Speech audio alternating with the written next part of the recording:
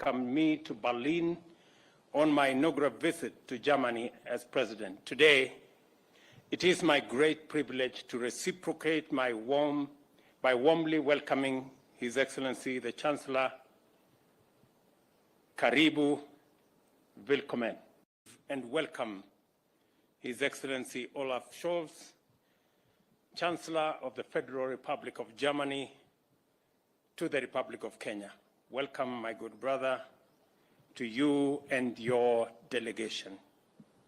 Just over a month ago, the Chancellor warmly welcomed me to Berlin on my inaugural visit to Germany as president. Today, it is my great privilege to reciprocate by warmly welcoming His Excellency the Chancellor. Karibu, willkommen. The rich historical ties between Kenya and Germany date back to 1963, when, upon our attainment of independence, Germany became the first state to recognize our newly born nation. That marked the beginning of a deep friendship that has grown stronger every passing year. Our common values and cooperation in diverse spheres of endeavor, including energy, climate action, agriculture, health, trade and investment, and education, have marked our bilateral development. My recent visit to Berlin in March and the Chancellor's return visit today have taken place at a time when our two countries are commemorating 60 years since the establishment of diplomatic relations. The Chancellor and I have had fruitful discussions, and we have exchanged views on the strategies and pathways through which we can deepen the excellent relations between our two countries. I have taken time to brief the Chancellor of the government's progress in improving the business environment, which has made Kenya significantly more attractive to German investors. I encourage the business delegation, which is here with us, which has accompanied the Chancellor, to explore and exploit the huge untapped investment opportunities in Kenya. I also invite them to take advantage of Kenya and Nairobi's natural geostrategic advantage and use our capital as the gateway and hub for their regional and continental investments. I assure the business delegation, on behalf of the entire German business community, that Kenya will support German investors with incentives to engage successfully in investment opportunities in our country. In our meeting, the Chancellor and I have agreed on a number of issues. The Chancellor and I have discussed in detail employment opportunities for professionals, skilled and semi-skilled Kenyans in Germany, a matter of equal great interest in meeting Germany's huge labor requirements. I have urged my good brother Chancellor Scholz to review and ease immigration laws, and I am very confident that they are well underway to enable Kenyans find employment in Germany. We have therefore agreed to establish a technical team from my office and the Office of the Foreign Affairs and Labor in both countries to initiate discussions, expeditiously navigate the procedures, and formulate an appropriate framework for the export of labor to Germany. The Chancellor and I also had the opportunity to exchange views on the best modalities of increasing capacity of our TVET institutions. Through German support, we have been able to engage and enhance training opportunities offered to Kenyan youth. Germany has also offered support to expand and upgrade our centers of excellence by increasing them from 3 to 7. Similar efforts will be extended to another 60 TVET institutions. To bridge the gap in language, we agreed to introduce teaching and learning of German in basic education institutions, TVETs and other institutions of higher learning, and Germany, therefore, has agreed to support us in seeing how we can train more teachers to assist in the German language. In addition, we agreed on the need to align as much as possible the Kenyan and German TVET curricula. In other discussions, we further agreed to establish a twinning institutions framework for pairing our TVET colleges with selected TVET colleges in Germany, and thus facilitate the anchoring of labor migration from Kenya to Germany upon graduation. Chancellor Scholz and I have also agreed to expedite the establishment of a framework for robust exchange programs between Kenyan and German MSMEs. As you are aware, MSMEs drive both the Kenyan and German economies. What we seek is synergy to enrich learning and grow the economy from the bottom up. Germany has agreed to enhance the capacity of the Financial Inclusion Fund, the Hustler Fund, to increase affordable and easy access to credit for unbanked MSMEs at the bottom of the economic pyramid. Kenya is Germany's most important trading partner in East Africa. However, the trade balance is in favor of Germany. I have therefore called on the Chancellor to review tariff barriers and to allow Kenyan products to enter the German as well as the European market. The Chancellor has been a big champion of assisting Kenya in concluding the economic partnership agreement between East Africa and the European Union. And Mr. Chancellor, I want to tell you, Kenya is eternally grateful for your personal intervention on this matter. Our grid is 92% green, and our commitment is to achieve 100% green energy by 2030. While our current grid is 3 gigawatts, the potential is huge, and our ambition is to make a quantum leap to 100 gigawatts by 2040. Germany has been a steadfast partner in our renewable energy journey, and I express my appreciation, Mr. Chancellor, for your reaffirmed commitment towards increasing the capacity of the Olkaria geothermal station and the general investment in our renewable energy space. On the existential climate crisis, we shared our concern of the effects of climate change on livelihoods, communities, and nations. We underscored the urgent need for concerted efforts to reverse the effects of climate change. In this regard, we agreed to work together in the search for solutions and deepen our collaboration in climate-resilient development and renewable energy, including production of green hydrogen and sustainable agriculture, including production of green fertilizers. Additionally, I emphasized the need to move beyond the debate on adaptation and loss and damage, and to engage in a candid conversation on climate finance and investment, which would unlock our potential for green growth. Equally, the current international financial system is inadequate in dealing fairly with multifaceted global crises, including recovery from the COVID-19 pandemic, the climate emergency, and the debt crisis in the global south. I therefore urge the Chancellor to support the reform of the international financial system. This system must recognize our potential and ensure a win-win outcome, providing access to affordable, adequate, and sustainable financing that is delivered in a timely manner. As part of our effort to establish a common African position on climate change, at COP28, Kenya will host the Africa Climate Action Summit between the dates of the 4th and 6th of September this year. I am pleased to inform you that as a friend and partner, Germany has committed to support the summit with a financial contribution and with technical support.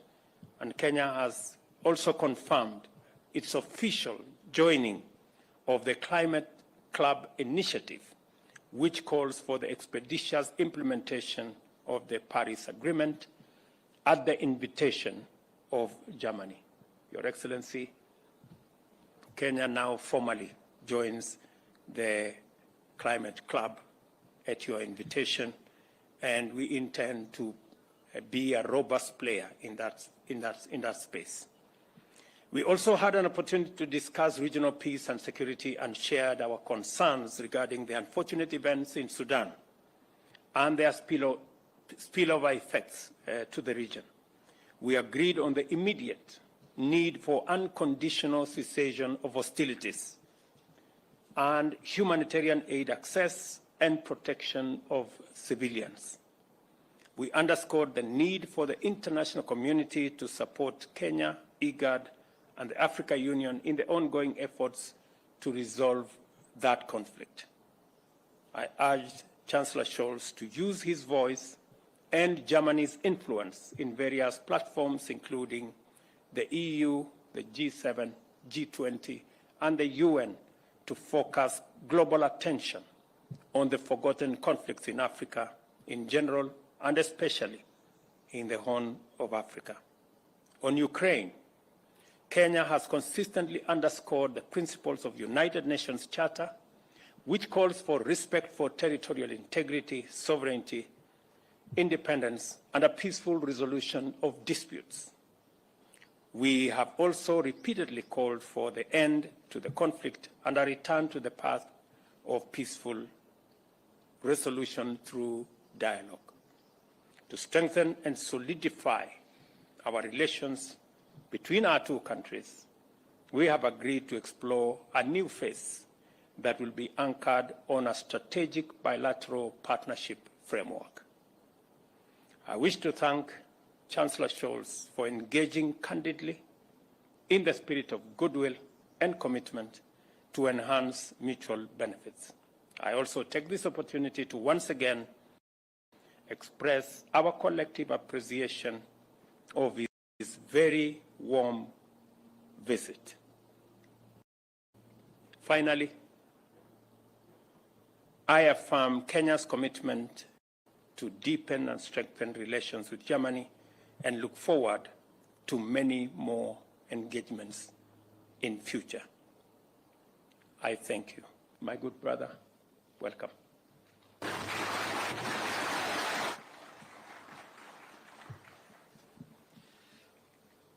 Danke für den herzlichen Empfang, lieber Staatspräsident. Ich freue mich sehr, heute hier in Kenia zu sein. Erst vor wenigen Wochen haben wir uns in Berlin getroffen und darüber gesprochen, wie wir unsere Beziehung weiterentwickeln können. Und das ist nun mein erster offizieller Besuch in Kenia, und das in einem sehr besonderen Jahr. Kenia feiert 60 Jahre Unabhängigkeit. Und die Bundesrepublik Deutschland war das erste Land, das 1963 die Republik Kenia offiziell anerkannt hat. Daher feiern wir in diesem Jahr auch 60 Jahre diplomatische Beziehungen. 60 Jahre diplomatische Beziehungen, die eine gute freundschaftliche Zusammenarbeit geprägt haben und die auch die Basis sind für das, was wir uns für die Zukunft vorgenommen haben. In den 6 Jahrzehnten haben wir das bilaterale Verhältnis weiterentwickelt, haben in multilateralen Foren zusammengearbeitet, aber vor allem auch die Freundschaft zwischen unseren beiden Völkern und Gesellschaften vorangebracht und dafür Sorge getragen, dass unsere Beziehungen wirklich partnerschaftlich sind. Deshalb ist es auch richtig, dass wir jetzt unserer Partnerschaft einen mehr strategischen Rahmen geben wollen. Unsere Unternehmen sind gut vernetzt. This is also reflected in my business delegation that is accompanying me on this visit. I am also delighted about the close cooperation in economic issues that is reflected in many topics we have discussed today that you mentioned, but that are also linked to the willingness, your willingness to work with us in the framework of the Compact with Africa, because it is an important topic for us. It facilitates trade, it facilitates investment by companies. And we also are talking about the question of protecting our environment and fighting man-made climate change. We are united in our ambitions, and I would like to explicitly say that Kenya truly has made substantial progress, is a true leader compared to many other countries in the world. So I am absolutely delighted about your willingness to become a member of the International Climate Club. This is an important step, because if we are to reach our ambitious goals to stop climate change, it will only succeed if we work together and make sure simultaneously that we are doing this together and that our different pathways that we have will be in context, will be related and will lead to the same goal. In March, you participated in the Berlin Energy Transition Dialogue in Berlin. You have highlighted once again the important role of Kenya in the fight against climate change. Thank you very much for that. These are really topics that unite us, and it's not a coincidence that I will be visiting the geothermal power plant in Naivasha. As I was told, it's the biggest of its kind in Africa, and this illustrates once more that Kenya is a truly inspiring climate champion. More than 90% of Kenya's electricity already comes from renewable energy sources, and by 2030 you are to reach 100%. This is truly impressive, and it is also one reason why Kenya has such appeal both in Africa and beyond. Last year, we have agreed to establish a climate and development partnership in which we step up our cooperation in the areas of renewable energies, hydrogen and drought resilience in agriculture. We will also make additional funds available for that purpose. I am impressed by Kenya's preparations for hosting the Africa Climate Action Summit, a summit you will be hosting, and Germany will be supporting Kenya with our technical means and also financially. The conference highlights Kenya's leading role in climate action, and it is also an event that will lead the way up to COP28, a truly remarkable and important event. There is also potential for enhanced cooperation in the field of labor migration. Germany wants to offer more legal pathways for migration for those who wish to work in Germany, and at the same time, we aim to reduce illegal migration. This is a win-win situation for all countries involved. We see a great potential for orderly, skilled labor migration from Kenya in many fields of our economy. Kenya is a solid democracy. This is why your country is a stabilizing actor in a truly troubled region. We very much appreciate what Kenya has achieved in terms of mediation efforts in the last year and also in the current situation. It is continuing to show in many ways in its region that it is committed. This is especially true with regard to the situation in Sudan that is, of course, very concerning to us and many others. Many Sudanese people have taken to the streets over the last years, risking their lives. They have stood up for democracy and freedom, for a transition, moving from military structures to a civilian structure. So the army and the RSF must end their military struggle for power, which happens to the detriment to the people of the country, which leads to violence and destruction. There needs to be a transmission to a civilian government, and we are grateful for Kenya's commitment in this regard. Let me highlight it once more. We will do everything we can also to support the initiatives that have been taken. And also elsewhere, Kenya is committed. I said it before, in Somalia, Ethiopia, the Democratic Republic of the Congo. These are indispensable efforts of support that we greatly appreciate and that we're happy to support. I am deeply convinced that initiatives for peace and stability in Africa, led by African states themselves, will only gain in importance. They are very relevant. And just as Kenya, we count on developing a multilateral world in which nobody tries to shift borders, in which the rules of international order are accepted on the basis of the United Nations Charter and the international law. This is why it is very important for us and so significant that we raise our voices when international law is breached. And the Russian aggression against Ukraine is a breach of the international peace order and a threat to peace and freedom, not only in Europe, but across the globe, because it means that borders might be shifted with the use of violence, but this would lead to a world that is more insecure. So we need to insist that things have to be done differently. We want to help strengthening our cooperation, move forward with global governance, and of course it is also important for us that African states are better represented and are given a stronger voice. Germany therefore supports the efforts for permanent African seats on the United Nations Security Council, and we also support a formal seat for the African Union within the G20. Thank you very much. Thank you for welcoming me with such warmth in Nairobi, and I'm very much looking forward to seeing you soon again.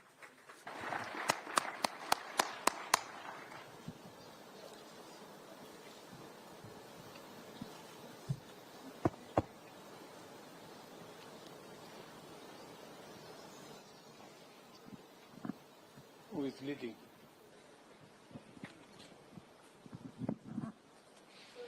Hier ist Eckhard Lohse, Frankfurter Allgemeine Zeitung in Berlin. Eckhard Lohse, Frankfurter Allgemeine Zeitung, Berlin. Questions, one to the President, one to the Chancellor. Mr. President, you mentioned already the easier access from qualified people from Kenya or other countries to the German labor market. Germany is negotiating agreements that, on the one hand side, will make easier the access to Germany. On the other hand side, once those countries where asylum seekers come from with no perspective to stay in Germany should take these asylum seekers back. Is this going to work? Und eine Frage an Sie, Herr Bundeskanzler. And one question to the Chancellor.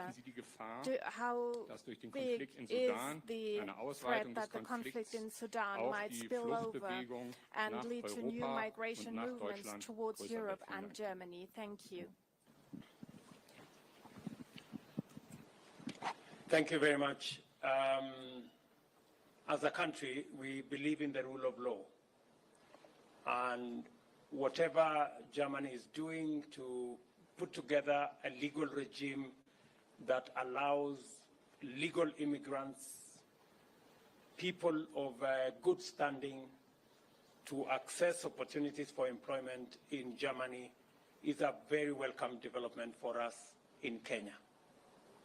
We do not find that there is a contradiction at all in demanding that those who are illegal, those who are not good, should be repatriated to wherever they came from. And therefore, our position, and we have discussed this with the Chancellor, is that while you open opportunities for Kenyans to work in Germany, and Chancellor was gracious enough to tell me that there is an opportunity for close to 250,000 people to work in Germany from different countries. We would value that opening, but we would also undertake that any persons from Kenya who do not measure up to good standing and are against the law in Germany, they would be returned back to Kenya. We have undertaken that position. Schönen Dank für die Frage. Thank you very much for your question. das, was uns am allermeisten gegenwärtig umtreiben muss, dass es eine große Fluchtbewegung gegeben hat, vor allem in die Länder der Region. Und das ist ja etwas, das unverändert stattfindet. In the countries of the region, and that is ongoing. And I'm very grateful to all the countries who have hosted refugees. Kenya is one of these countries. Refugees who have sought shelter and protection. This is a migration movement, as I see it, that is currently affecting mostly the neighboring countries and has not yet affected countries further away, but we should take this question very seriously. It is a serious threat to peace, not only in Sudan, but also to the whole region, and there is a risk of spillover effect. It is a serious risk, and that means that we all together need to do everything we can to bring the two military parties to ending their conflict and lead the transition to a civilian government. We need this transmission as soon as possible so the refugees can return. This is what we can say at this point.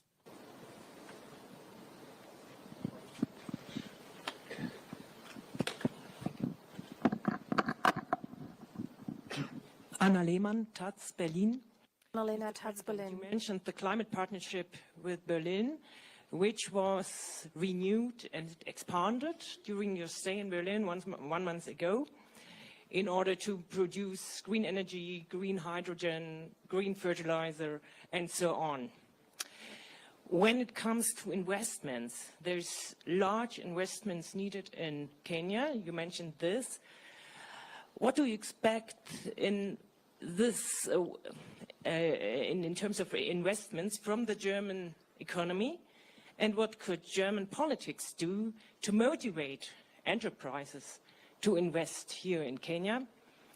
Und zum Thema erneuerbare Energien. Concerning renewable energies, Mr. Chancellor, a question to you concerning renewable energies. Your government adopted a law that says every new heating system installed starting in 2024 needs to be powered with 65% of renewable energy sources.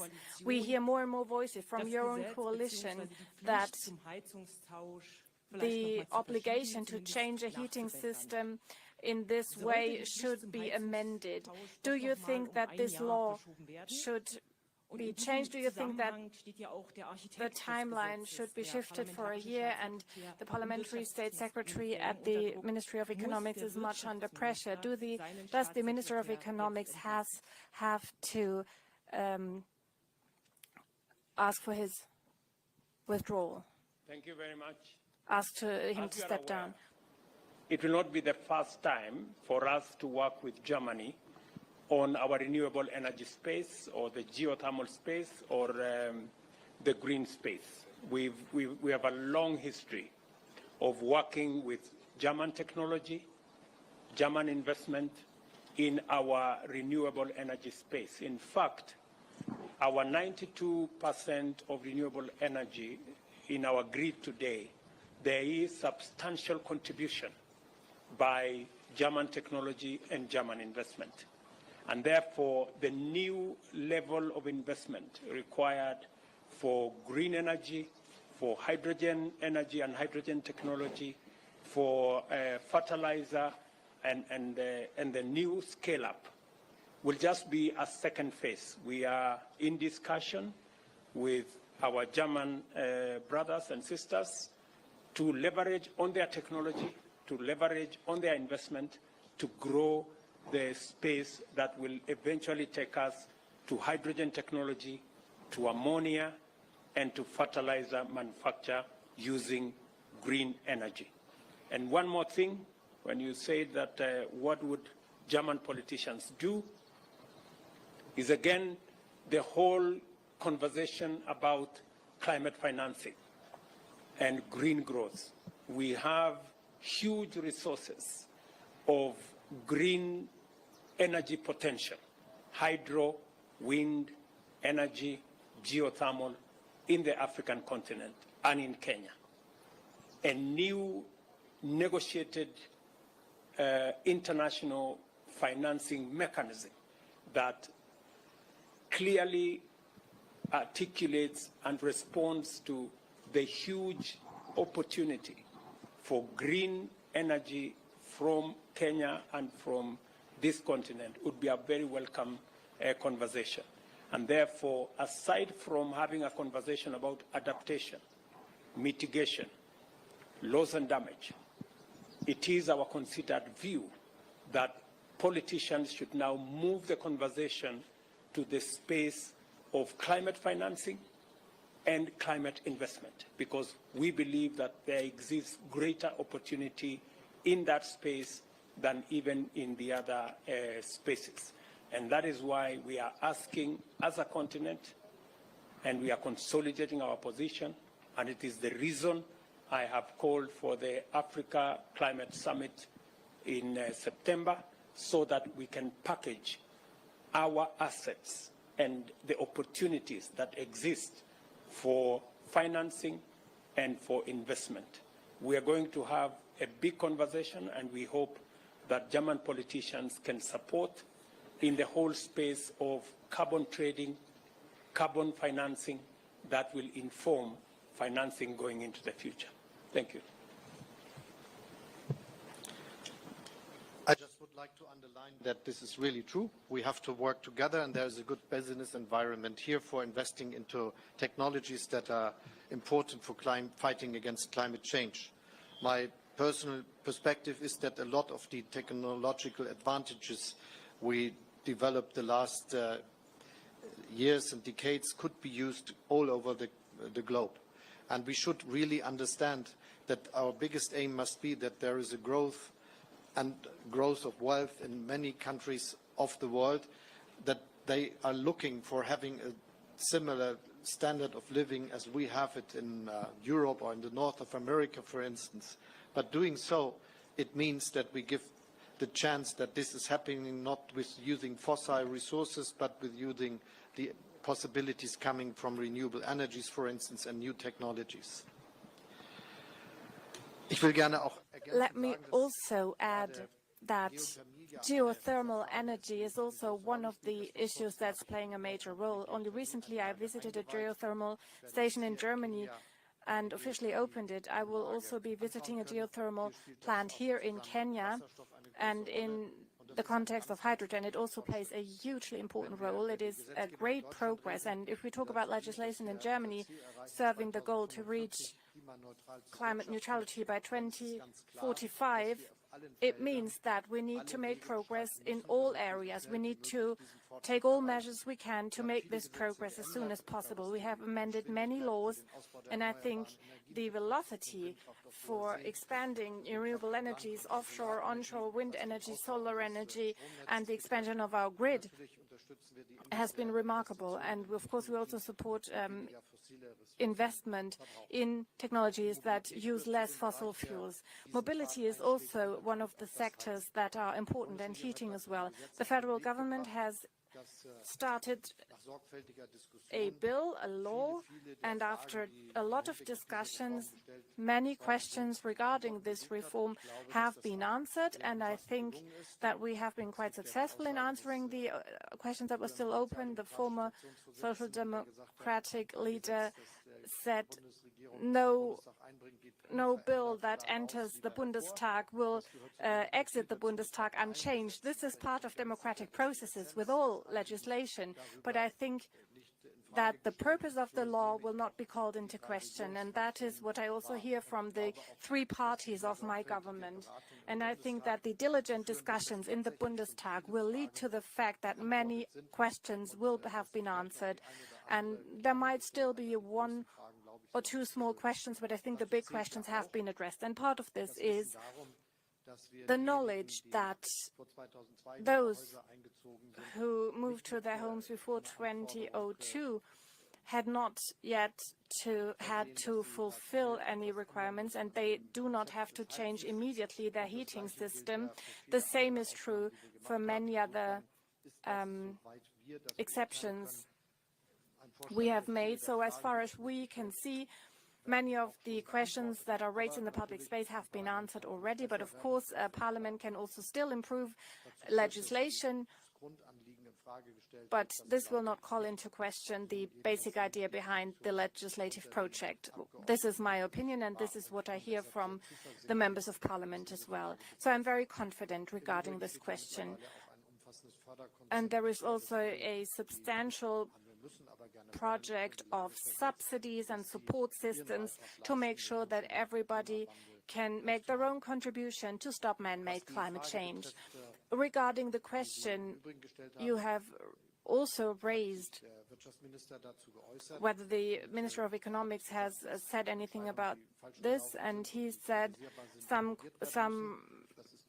wrong decisions need to be corrected. This has happened, and I think all the other issues will be dealt with according to the rules that we have. Thank you, Your Excellencies. That now marks the end of the joint press briefing. Ladies and gentlemen, thank you very much. We'll request that you remain seated as His Excellency and the Chancellor retreat. Will guide you on how to go from here. Thank you very much. His Excellency and the Chancellor will now retreat and proceed for lunch. Kindly remain seated as they retreat, and we'll guide you on how to go from here.